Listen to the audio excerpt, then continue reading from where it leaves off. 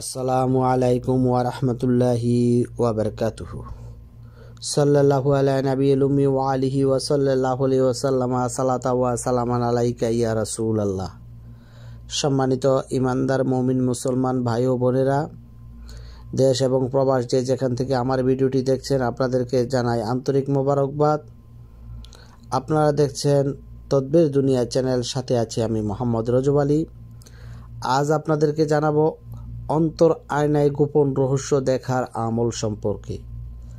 অর্থাৎ আমাদের যেই বাহ্য চক্ষু দৃষ্টি রয়েছে, তার বাহিরেও রয়েছে অন্তর্দৃষ্টি, একটি অদৃশ্য জগতের সেই গোপন রহস্য দেখার জন্য এমন কি আমল রয়েছে, যে আমলের বরকতে মহান আল্লাহ পাক রব্বুল আলামিন আপনাকে এমন একটা এলেম দান করবেন, এমন একটা শক্তি দান করবেন, এমন একটা রুহানিয়ত শক্তি আপনাকে দেবেন, যার মাধ্যমে আপনি অনেক গোপন রহস্য সম্পর্কে জানতে পারবেন, গোপন রহস্য উন্মোচন করতে পারবেন।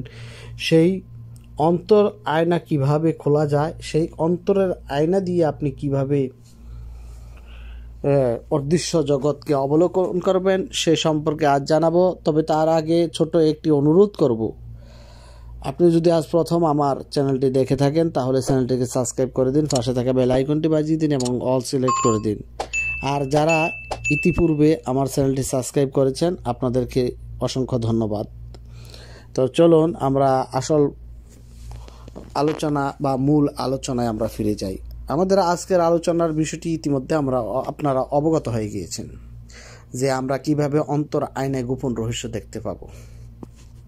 মহান আল্লাহ পাকের ছোট্ট একটি নাম রয়েছে, যেই নামের বরকতে আল্লাহ পাক রব্বুল আলামিন আপনার অন্তরের পর্দাটা উঠিয়ে আয়নাটাকে এমনভাবে পরিষ্কার করে দিবেন, যেই অন্তর আয়নার মধ্যে ক্যামেরার মতন সব কিছু আপনি দেখতে পাবেন। সব কিছু যেভাবে রাডার সব কিছু ক্যাচ করে নিয়ে আসে, আপনার অন্তর আয়নার মধ্যে বাহ্য জগৎ, অদৃশ্য জগতের রহস্য সব কিছু আপনি স্পষ্টভাবে চর্মচক্ষু দ্বারা আপনি যেভাবে দেখতে পান, ঠিক অন্তর্চক্ষুর দ্বারাও আপনি এইভাবে দেখতে পাবেন ইনশাআল্লাহ। তো আমাদের এই নয়ন বা আখি বা চোখ যেই বলি না কেন, অর্থাৎ দৃশ্যমান, আমাদের এই দৃশ্যমানের বাহিরেও একটা অদৃশ্য জগৎ রয়েছে। আর সেই জগৎটা জানা এত সহজ নয়। মহান আল্লাহ পাক যাকে ইচ্ছা খুশি এই এলেম দান করতে পারেন, এই শিক্ষা দিতে পারেন। তো যাই হোক, আমরা যারা চাইব মহান আল্লাহ পাক রব্বুল আলামিনের সেই অদৃশ্য জগৎ সম্পর্কে যেন আমরা জানতে পারি, অবগত হতে পারি, সেই জন্য আল্লাহ পাকের সাহায্য কামনা করব। আল্লাহ পাকের একটি নামের জিকিরের মাধ্যমে আমরা সেই অন্তরের আয়নাটাকে আমরা পরিষ্কার করে নিতে পারি। আর যদি সেই অন্তর আয়নাটা পরিষ্কার হয়ে যায়, তাহলে আপনার কাছে সব কিছুই দৃশ্যমান হয়ে যাবে। তো এই জন্য এই অন্তরের আয়নাটাকে পরিষ্কার করার জন্য, অদৃশ্য জগতের গোপন রহস্য জানার জন্য আপনাকে যে কাজটি করতে হবে, আল্লাহ পাকের একটি সিফাতি নাম বা গুণবাচক নামটি হচ্ছে ইয়া বাতেনু। বাতিন মানে কি? গোপন তথ্য, গোপন। এই ইয়া বাতিনু আল্লাহ পাকের একটা নাম, এই নামের অর্থ হচ্ছে গোপন তথ্য। তা আপনি যদি এই প্রত্যেক দিন ফজরের নামাজের পর এবং মাগরিবের নামাজের পর 1000 বার করে এই নামটির জিকির করতে পারেন, মহান আল্লাহ পাক রব্বুল আলামিন আপনার রুহানি শক্তি এতটাই বৃদ্ধি করে দিবেন, অন্তরের আয়নাটা এমনভাবে পরিষ্কার হয়ে যাবে, যেমনিভাবে আমরা টিভির মধ্যে সব কিছু দৃশ্যমান স্পষ্ট আমরা দেখতে পাই। মহান আল্লাহ পাক রব্বুল আলামিন আপনার কলবের আয়নাটাকে, অন্তরের আয়নাটাকে এমনভাবে পরিষ্কার করে দিবেন, আপনার সামনে অদৃশ্য জগৎটা, আল্লাহর রহস্যে ঘেরা যে জগৎ রয়েছে, সেটা আপনার সামনে দৃশ্যমান হয়ে যাবে, আপনি দেখতেই পাবেন। তো